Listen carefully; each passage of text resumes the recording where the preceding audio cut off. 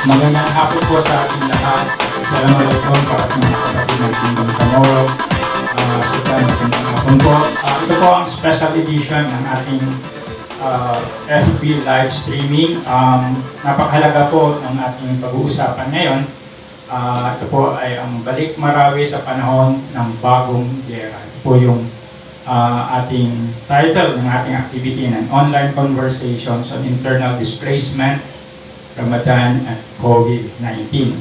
Kasama po natin ngayon ang walang iba ang ating Sultan ng Marawi at mamaya hinihintay po natin na darating din si Dato Aminuddin Kali at mamaya mayroon po tayong mga leader civil society organizations na tatawagan natin. On standby po si Ma'am Samira, si Sir Reza at si Ma'am Siti. Basically, ang hapong pong ito ay talakayan at pag-uusapan po natin ang kanilang mga kalagayan at ang ilang mga opinyon at ang mga hakbangin para sa future actions sa kanilang kalagayan. Hindi na po natin patatagalin. In the interest of time, ibibigay ko po sa inyo ang ating si Sultan Hamidullah Qatar. Magandang hapon, Sultan. Yeah, magandang hapon po, Sir Abel. أعوذ بالله من الشيطان الرجيم بسم الله الرحمن الرحيم نحمده ونصلي ونسلم على رسول الكريم أما بعد السلام عليكم ورحمة الله وبركاته. Good afternoon sa lahat po na nakikinig who are watching in this FB live streaming. Basically, I'm very privileged na naging part dito sa conversation na to dahil isa to sa mga way na i-bridge natin yung nararamdaman ng mga kapatid natin. 3 years na, bukas po yung Idul Fitr na pang-apat po to, Sir Abel, na Idul Fitr na hindi ka dapat nandun kami sa ground zero, dapat nandun kami sa mga tahanan namin.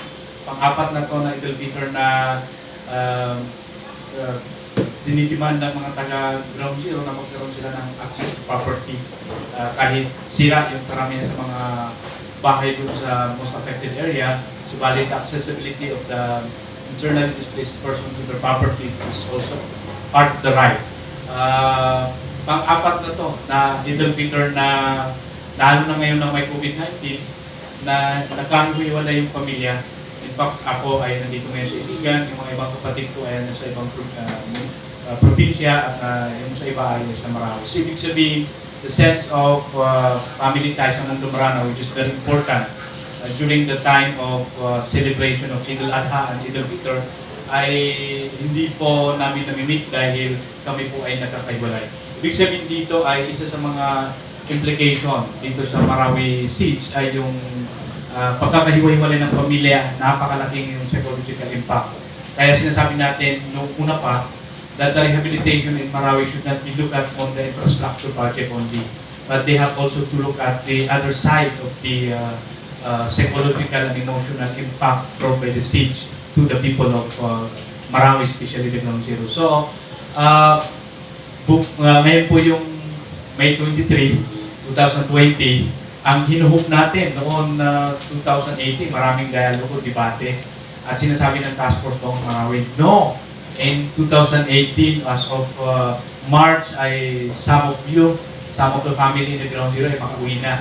Then extend sa December, then extend sa 2019. Ngayon po ay 2020, until now po, the dignified return as a call of the internally displaced person in Marawi ay until now po ay elusive, until now ay nasa promises pa rin ng task force ng Marawi ng ating gobyerno. Kung sinasabi nila ay 2021, palagay natin ay napakatagal yun. Napakatagal yun sa mga pamilya na yung iba sa atin ay hindi na nakita yung ground zero, kundi nawala na sila, namatay na sila, at napakalungkot. In the name ng yung isa sa mga nanay ni Sir Joe, yung sa CBCS, yung nanay niya gusto umuwi until she passed away. So, ibig sabihin dito, 3 years after the liberation in Marawi, we hold the promise of the President Duterte in last October 17, 2017 that in a year time ay matatapos yung rehabilitation, matatapos yung pagbabalik ng mga tao sa ground zero, mga tao sa ground zero. So President Duterte promised that he will do all his best na makabalik kami sa ground zero. So balit napakasakit na for more than 3 years na ngayon na commemoration ay wala pa rin natapos, wala pa rin nangyari sa lupain ng mga kapatid natin, lupain natin sa ground zero. So this is part of the call that the COVID-19 should not be the hindrance for the demands, the legitimate demands of the people in the ground zero in Marawi on their pursuit for their dignified return in Marawi. Para sa ganun ay una-una yung decongestion sa balik probinsya ng programa ng gobyerno ay at least makatulong ang balik ground zero, balik most of sa Marawi. So ibig ko sabihin dito ay dapat tingnan ng gobyerno na itong call natin for 3 years, call ng civil society, na makabalik yung dapat makabalik sa ground zero. So sana po itong Idul Fitr na to bukas po ay makapagbigay ng matiwasay na mensahe sa ating pamahalaan, sa ating gobyerno, that the message of unity, that the message or the sinasabi nila philosophy or the message of Idul Fitr will be able to attain in the coming days. So finally, the civil society and the people of Marawi are again and again calling the government na makabalik na kami sa aming mga tahanan with safe and with dignity. Salamat Sultan. Pwede po ba tayong magtanong? Sure. Sinasabi niyo po na hindi dapat gamitin issue ng gobyerno ang COVID-19 sa usapin ng pagbalik ninyo. Paano po natin masisiguro din, ibalanse na yung advokasya natin ng pagbalik, i-consider din po yung usapin ng ma-mitigate din yung spread ng COVID. Ano po yung mga bangko natin na dapat ingawin? Una-una po ay until now po ay napakaraming discussion pa rin dito sa usapin ng COVID-19. In the case of Marawi, until now ay karamihan sa mga inputs na binibigay ng ating gobyerno ay speculation. Nagkaroon tayo ng mga lockdown pero walang mga testing, walang kaya testing kit na na-identify natin, na-trace natin at na-confirm na sila ay may mga COVID, may sakit na COVID-19. Ibig ko sabihin dito ay napakalaking usapin ng COVID-19 dahil napakalaking preparation. Walang guarantee na 2 to 3 years from now ay nandiyan pa si vaccine. Doon sa US, sinasabi may vaccine, pero wala pang guarantee na may abot ngayon dito. Wala pang guarantee na kahit may vaccine, ay kaya ng mga mahihirap. We have to take note that 69% of the people in Marawi are poor before the siege. And with the siege, of course, it drastically increased. Ibig sabihin, kahit may vaccine yan, walang guarantee ng mga mahihirap ay maka-access sila sa vaccine in the coming years, in the coming days. So, ang sinasabi dito ay tama while we are doing the advocacy dito sa COVID-19 na hindi magkaroon ng spread dito sa mga sa ating lipunan, sa ating society. Importante pa rin na ang pagbabalik sa ground zero, pagbabalik sa Marawi ng mga kapatid natin, around 25, more or less 25,000 family, ay one way to decongest the community in Marawi dahil half of Marawi are so much decongested because many of us were evacuated in northern part of Marawi and even in Iligan. So ibig sabihin dito ay para yung decongestion ay medyo mabawasan dito sa Iligan, sa Manila and all other areas na nandun yung mga pranaw. Pabalikin sila sa community. Pabalikin sila sa community nila doon sa ground zero para sa ganun ay makapagsimula sila. Dahil kung ang usapan ng COVID-19 ang hihintay natin, walang guarantee ngayon. Even the national government, even President Duterte don't know how to resolve this issue of COVID-19. So ibig sabihin ay yung rule namin as a civil, yung rule ng stakeholders sa ground zero na ibibed nila yung mga bahay nila while waiting for maybe support from the national government on housing, on whatever compensation na pwede nila isuporta ay paliit or gradually kami mag-rebuild sa aming mga tahanan para sa ganon ay mabawasan yung problema ng people. Maraming salamat, Sultan. Malinaw po, no?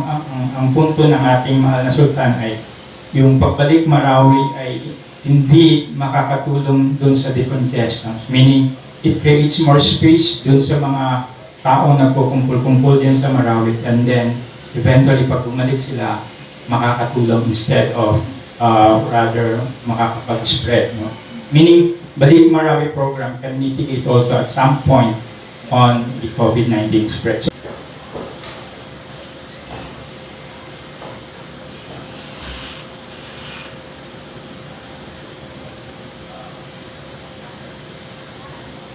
Kaya po tatawagan din po natin si Sir Teresa Diningding at ipapaliwanag naman niya sa atin yung Balik Marawi campaign, no? Na iahambing natin doon sa, i-juxtapose natin doon sa Balik Probinsya. Yeah. No? Mamaya tatawagan po natin siya. Inintay po natin sa linya Sir Teresa Diningding, tutulong po siya na paliwanag yung ating Balik Marawi program. Hello, sir. Magandang hapon, sir. Go ahead, sir. Yes. Inusundan ko yung discussion nyo dyan ni Sultan. So, Abidul Atar, halos pareho naman yung ating mga panawagan, simulat kapol. Ngayon ay maraming nagtatanong bakit isinusulong natin ngayon yung Balik Marawi, no? Katulad ng mga naipaliwanag na ni Sultan Atar. Yung Balik Marawi ay ayon doon sa, although ito ay matagal na nating panawagan, gusto natin makabalik, wala pa itong COVID-19, itong pandemya. Itong Balik Marawi ay nakita natin na isa rin pagkakataon na para ayon doon sa problema ng national government, yung Balik Probinsya, Bagong Pag-asa, kung saan nakasaad doon sa plano ng gobyerno na magbibigay sila ng mga ayuda, livelihood at saka mga pabahay sa Marawi, sa mga magpapalik probinsya. So yung tanong natin na paano naman yung sa Marawi? So parang Balik Marawi muna tayo. Unahin natin yung pinaka nahihirapan na sektor sa Pilipinas. Kasi alam mo, Sir Abil, ito yung hindi masyadong pinapakita ng Task Force Bangon Marawi kasi tuwing may ganitong mga commemoration, ang pinapakita lang na larawan ay yung mga nasa temporary shelter. No? Sa ngayon ay sinasabi na mayroong 2,972 families. Pero alam natin na mas marami ang nasa temporary shelter, more than 22,000 families na tinatawag natin ng mga home base or nakikitira lang sa mga kamag-anak. Sila yung nakakalat ngayon sa buong Pilipinas kung saan na sila napadpad para maghanap buhay. So marami tayong mensahe na tatanggap sa kanila na sobra yung hirap nila ngayon sa pandemya ito dahil hindi na sila nire-recognize ng ibang LGUs dahil sila ay mga dayo lang sa mga lugar na yun. Gusto nilang makabalik dito sa Marawi. So, paano sila makakabalik sa Marawi kung may mga health protocols na pinapatupad? For example, mayroong requirements ng testing, ng RT-PCR, yung transportation nila. Pero yun na yung sinasabi natin na kung may Balik Probinsya, dapat ang Task Force Bangon Marawi at ang national government, dahil maraming agency at CFDM, ay simulan na yung pagpapabalik sa mga taga-Marawi. At yun na yung pinapaliwanag ni Sultan na makakatulong ito sa pagtipon din sa mga areas, hindi lang dito sa Marawi, kundi sa mga syudad na maraming pakwit. Pag nagsimula na tayo magpatayo ng mga bahay sa Marawi. Kasi hindi naman wala na tayong tiwala, pero dahil sa ating experience, yung sinasabi ng Task Force Bangon Marawi na antayin natin na December 2021 bago nila tayo pauwiin. Mukhang mahirap yun kung ang mismo temporary shelters lang hanggang ngayon ay hindi pa natatapos. No? For almost 5,000 units, almost 3,000 units na niya natapos for 3 years. So how much more yung sa mga infrastructures na itatayo sa affected areas na napaka-complex at saka napakalaki, no? I doubt if kakayanin nila ng isang taon yan. So, sanay na tayo sa kanila na tuwing sila ay napapasubo, ay naghahanap sila ng panibagong dahilan. So, dati, ang sinasabi lang nila yung mga unexploded ordinances, no? Nagkaroon pa tayo ng resign challenge with Secretary Del Rosario, pero ilang beses na yung timeline nila na hindi nasunod. So, ngayon na naman, sinasabi nila, basic facilities. Pero pag tinignan mo dyan sa mga budget na nare-release, hindi mo makikita yung sinasabi nilang electricity at saka yung water system dyan. Ibig sabihin, hindi nila priority. Anong gagawin natin sa mga barangay complex, sa mga parks, na hindi naman yan may tuturing na basic facilities. So, ito yung panawagan natin sa Task Force Pahon Marawi at sa ating mga LGUs na payagan na, buksan na ang main affected areas, yung 24 barangays, para makapagsimula ng magpatayo ng mga bahay yung mga residente na nag-evacuate for more than 3 years. Pwede po bang magdagdag po tayo dun sa mga concrete steps natin if ever muling magbigay ng opportunity ang mga civil society organizations, platform, ano po yung minumungkahan nyo ng mga concrete steps natin bilang mga civil society organizations vis-a-vis dun sa panawagan na Balik Marawi? Panawagan natin na sana ay bigyan ng prioridad na makabalik yung mga taga-main affected areas tulad ng mga programa na binibigay ngayon ng national government kasi kailangan yan para makabalik ng mga tao kahit yung mga dito lang sa Mindanao na kailangan nila mayroon silang medical certificate na hindi sila probable, suspect, or confirmed case ng COVID-19. Ibig sabihin kailangan nila ng test. So dahil mahal yan, ay dapat gawing libre yan sa mga taga-Marawi na gustong umuwi. Pangalawa, yung kanilang transportasyon ay dapat i-shoulder din yan ng Task Force Bangon Marawi. At saka yung mga tulong, ayuda, lalo na yung assistance doon sa pagpapatayo ng kanilang mga bahay, ay dapat na rin ibigyan na ng prioridad ng Task Force Bangon Marawi. Okay, sir. Maraming salamat. Nadinig po natin ang boses ni Sir Dres Alinindi na pinaliwanag sa atin yung kanilang mga panawagan na alinsunod doon sa kanilang kalagayan ngayon at lalong-lalo na panahon ng Ramadan at panahon din ng COVID-19. Sir, parting statement po. Kulangin po tayo ng oras mamaya, hindi na kita mabalikan. Any parting statement po, sir? Ang aking parting statement lang ay gusto kong batiin ng lahat ng Happy Eid al-Fitr sa lahat ng mga kapatid natin mga Muslim.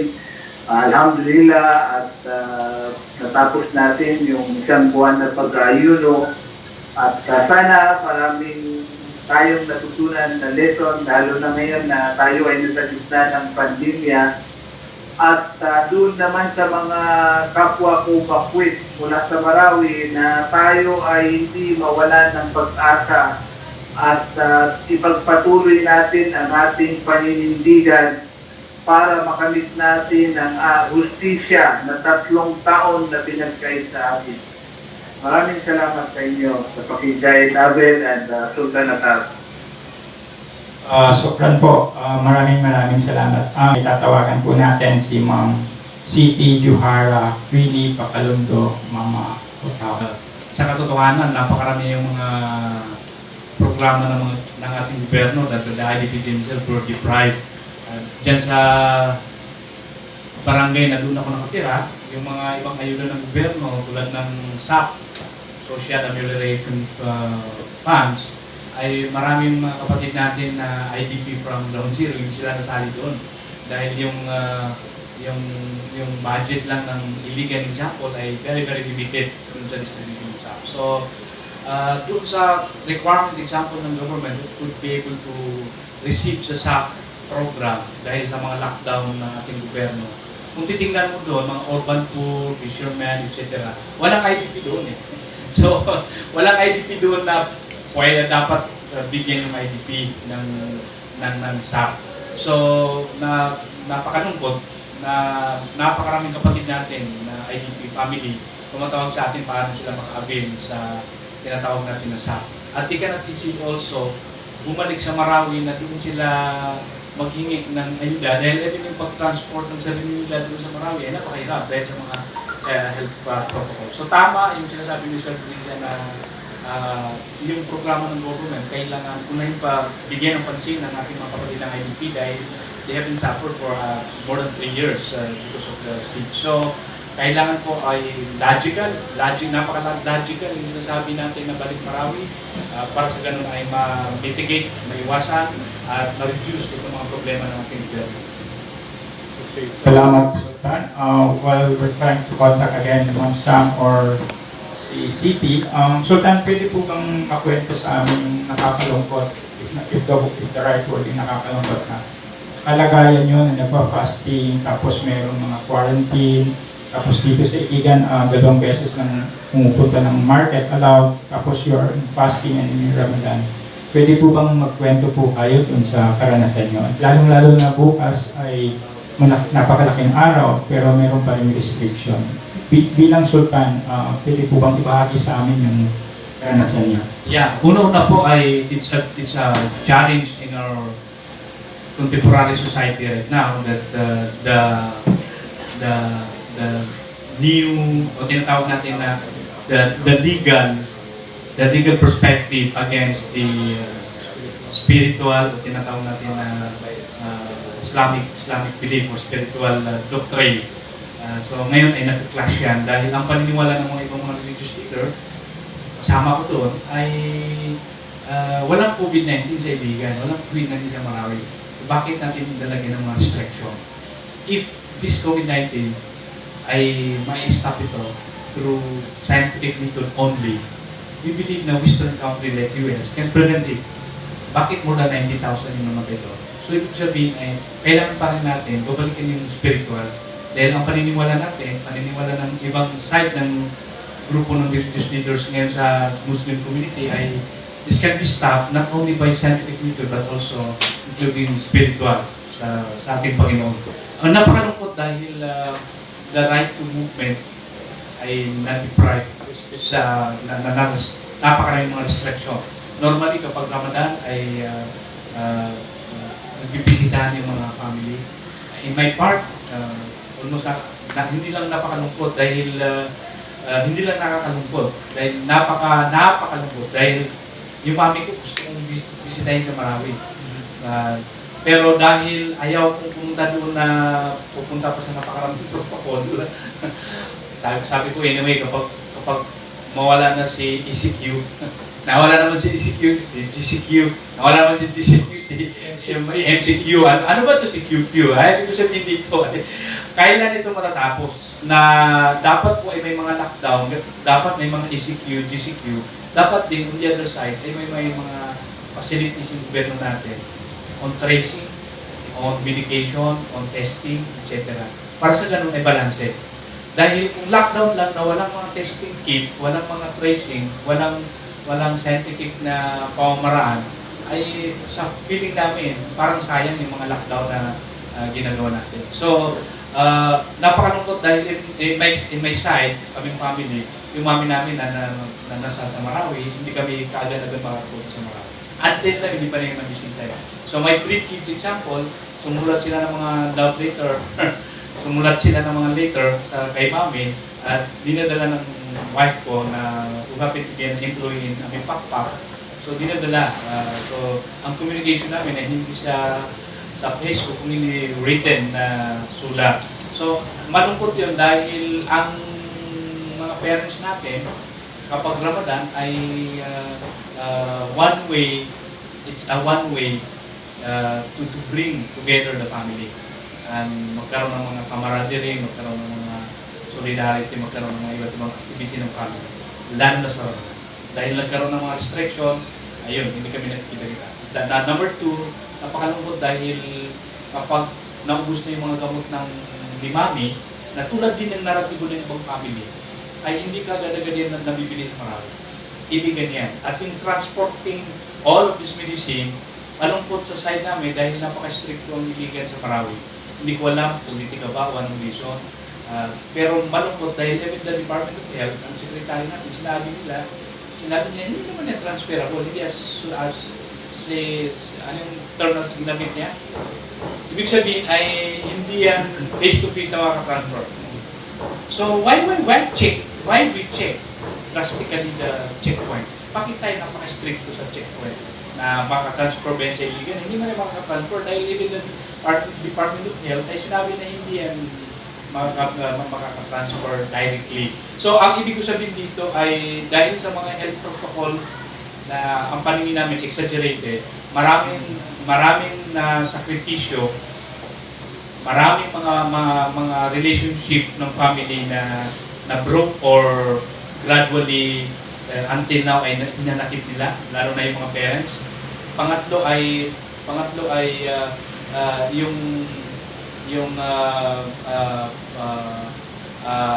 psychological impact dito sa mga lockdown sa mga magulang ay napakalaking impact, Sir Abel, dahil sila yung binigyan ng attention ng gobyerno na hindi pwede malimutas.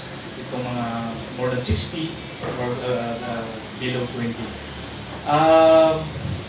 Napakalungkot pa rin until now na ang nakikita ng mga taga-Marawi at Lanao del Sur, lalo na sa gobyerno natin sa Lanao Sur at saka Marawi, doon sa situation ng mga kapatid natin na namumatay. I've been meet several families who complain, share their claim or doon sa namamatay na hindi na nila papupuntahan dahil suspected na COVID at sa ganon, dinidiretso na yan sa makbarang or tinatawag natin na graveyard sa Marawi at nililibing nga 4, 5, 6, na-meet ko ng family, umiyak sila dahil hindi na nila na-meet yung family members nila na namatay dahil after na-examine sa public may pakpak or sa Cagayan or other hospital, namatay along the way, kapag ipapasok yan ng Marawi, diretso na yan sa graveyard. So, it's a violation dahil ang paningin namin, if the government has no evidences for COVID-19 that the patient is carrier on COVID-19, dapat may karapatan yung pamilya na tingnan, ipagluksa, dahil ipinanganak yung tao na may dignidad, dapat ibinibig din yan na may dignidad. Ano magkaroon ng dignidad kung ibang tao yung lumilibing, Department of Health, wala na yung pamilya. So, ang ibig sabihin namin dito, dapat may facilities yung Department of Health that they can easily trace itong tao ba ito ay carrier or hindi. Otherwise, ay maraming mga human rights violation yung kukumit ng ating gobyerno. So, ito yung ibang mga reflection na namin, hindi lang sa ayuda na na-deprive kami, kung hindi yung right to movement, right to see each other, yung right to pray na congregational prayer na nililimitahan, may mga social distancing and so on and so forth. So, okay lang kung may facilities yung gobyerno na balanse dahil satisfied tayo doon. Kung wala namang facilities yung gobyerno dahil speculation lang, nag-upo ka, sabi nila baka COVID-19 yan, mahirap yun. Ibig ko sabihin ay hindi fair sa ating mga kababayan. So, ganun yung paningin namin after a month of fasting. Malungkot, although masaya in the part of other, on the spiritual activity dahil we concentrated and focus on the spiritual activity. Medyo naiwas din kami sa mga ibang gathering dahil nagkaroon kami ng focus sa spiritual. But on the other side, on the social, ay napakalungkot dahil sa mga restriction.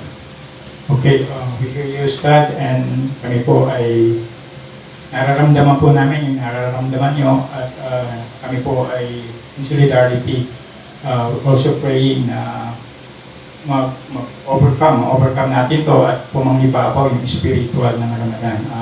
Ang pakidahil din po every Eid al-Fitr, meron po kaming activity na pumupunta po kami sa masjid, yung mga religious leader, mga pare, mga madre, sinasalubong po namin yung mga kapatid natin Bangsamoro coming out from the masjid and binibigyan po natin ng bulaklak at pinapalakpakan po natin sila. Unfortunately, hindi na po namin magagawa ito dahil nga po dito sa COVID-19. Pwede po ba tayong mag-share bilang kababaihan na IDP, kumakatawan ng mga taga-Marawi? Ano po ang ating pwedeng share dito sa ating diskusyon? Ako po si Queenie Pakalonggo ng Bukutaw, IDP leader from Marawi City po, Rangano. So, ngayon po, dinubulitan natin yung ikatlong anibersaryo ng Marawi City. 3 taon nang lumipat, pero masakit po isipin na marami pa rin sa ating mga bangon. Lagi po natin pinapamaragan ng bagong Marawi, pero wala po kaming maramdaman. Panawagan po namin sa gobyerno na sana po, bago nila yung plan po pamaragan nilang balik probinsya, unahin na nila yung nasa sa Marawi. Pabalikin niyo po kami sa aming lugar. Kasi 3 taon na kang tamarating sa iba't ibang lugar, lalo na po sa mga temporary shelters, ay sobrang hirap na po. Kahit ano pang assistance yung ibigay sa amin, hindi po kami nakakabangon unless hindi kami nakapunta na sa aming lugar. Wala na tayong derang kinakaharap. Tapos ngayon, yung panibagong pandemic na pinakapausa natin. Paano namin ma-pwede social distancing kung magkakalapit yung mga bahay namin dito sa mga temporary shelters? Sana po ang susunodin niyan, kalagalan namin mga ibigit. Huwag nang po tayo puro project, plano, pero yung nararamdaman natin, yung kamilit mo ng mga tao, hindi nyo po pinipil, pero hindi nyo po pinipigyan ng bagong pag-asa. Yun lang po, maraming salamat. Hello, ma'am. Yes, sir? Ma'am, si Abel po ito. Ma'am, pwede po ba magbahagi po din kayo ng inyong paano po natin ginagawa yung ating fasting. Bukas po, paano po natin pinaghahandaan yung ating Eid al-Fitr sa gitna ng inyong kalagayan ngayon bilang bakwit ng Marawi at dagdag pa nitong COVID-19.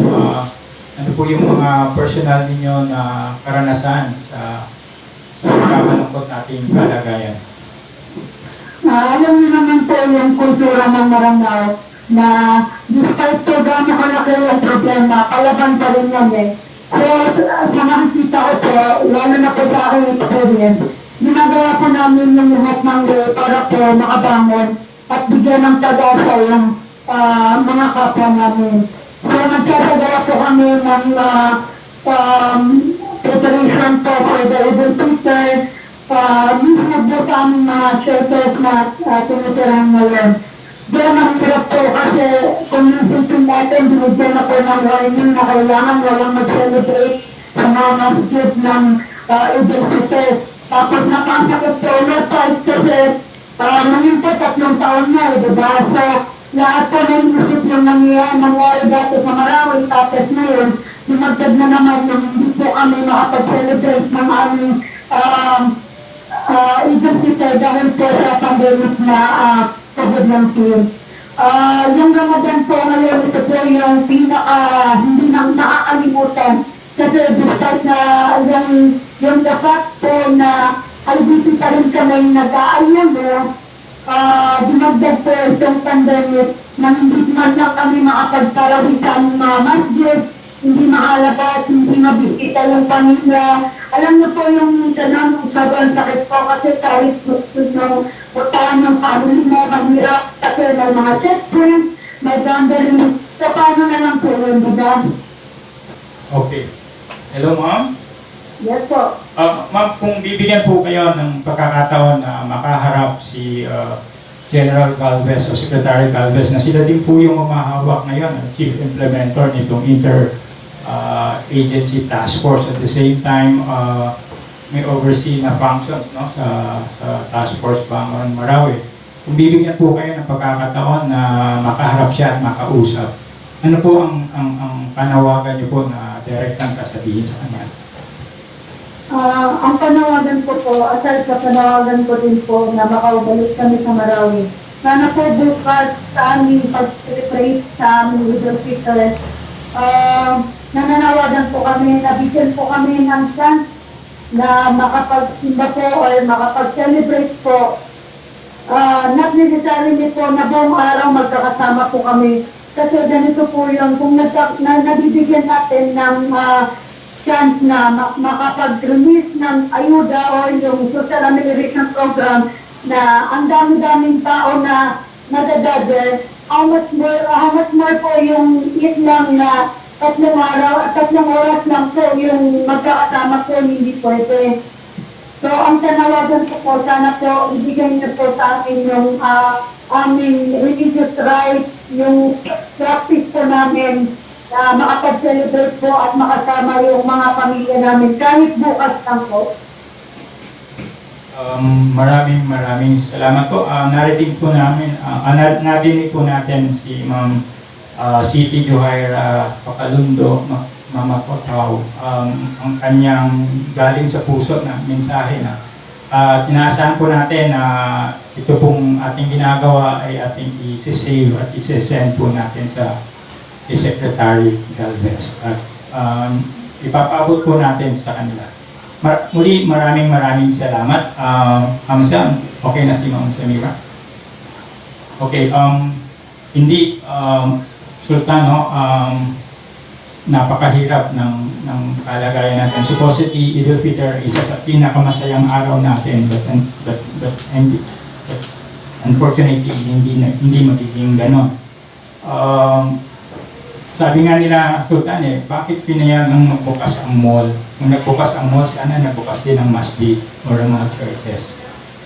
Provided na magpa-follow lang tayo ng social distancing, maghuhugas ng kamay, and magpa-face mask. Nakita natin sa unang araw na nagbukas yung mall, talagang nagkagulo. Pero alam naman natin na yung mga imam natin, napaka-organize yan. They can organize social distancing. So, nakakalungkot na minsan talagang mas mahalaga pa ata ang ekonomiya, mas mahalaga pa ata ang interest kaysa din sa spiritual na aspeto ng buhay natin. Sultan,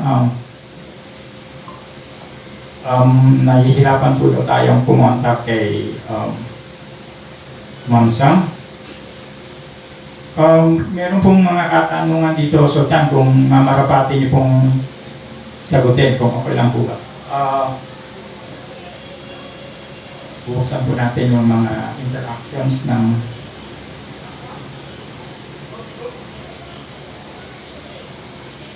dito po, Sultan, meron pong nagtanong, nasan tayo na civil society at community leaders sa struktura ng IATF, no? Di nakaligtaan, parang sa tingin mo, do we need to be part or nasan po ba tayo, no? Sa kalagayan ng struktura ng IATF, Sultan? Yeah, thank you, Abel. When the IATF was created, basically walang civil society doon eh.